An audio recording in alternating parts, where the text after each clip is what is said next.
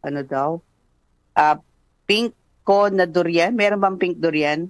2 beses na namulaklak. Bakit ayaw magtuloy yung bunga? So, ayan, durian. Yung kay Mito naman po, dati namumunga, ngayon ayaw na tumuloy ang bunga. So, durian tsaka kay Mito, Kuya Ramil. Ang durian po, pero imposible naman pong wala po talagang tumutuloy kahit na ilang piraso. Pero imposible po sa durian yon. Ito na lang po Oo.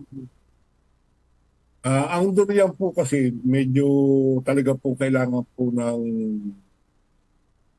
fertilizer. Okay. Yan po ang durian.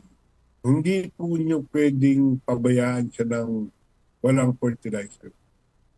Mm-mm. Bago po, pag namulaklak po, kailangan po talaga ang pollinators, meron po talaga. Kahit po yung mga bats lang. Mm-mm. Kasi sa gabi po na buka yung bulaklak niya eh. Ang yan. Ah, yan po ay tulungan po ninyo pag na-pollinate po, lagyan po niyo ng fertilizer para magkita po ninyo halos dalawa, tatlo sa isang bulaklakan ang inyong ang matitira. Mm-mm. Maglagay po kayo ng fertilizer lagi pag halimbawa po, season ng durian, namumulaklak ang durian sa inyo ng ah, ang durian kasi sa amin, namumulaklak siya ng mga June, July. May pa lang po maglagay na kayo ng Mhm. fertilizer para po maka May buwelo.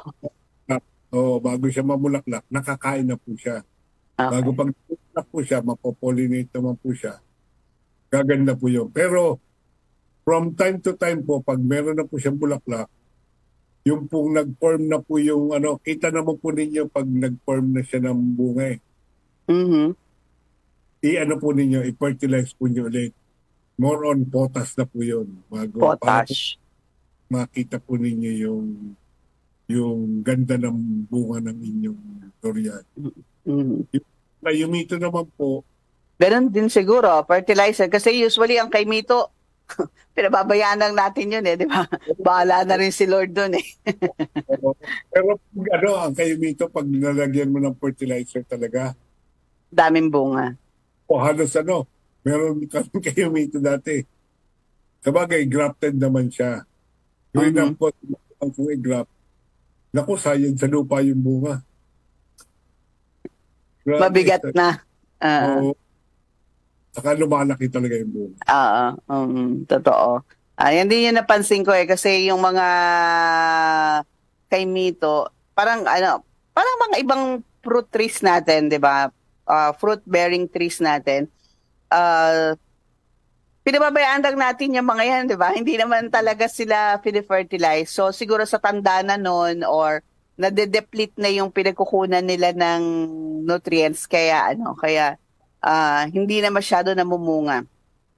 Yung bayabas nga namin, dati malaki ang bunga nun eh. Ngayon ganito na, maliit na lang.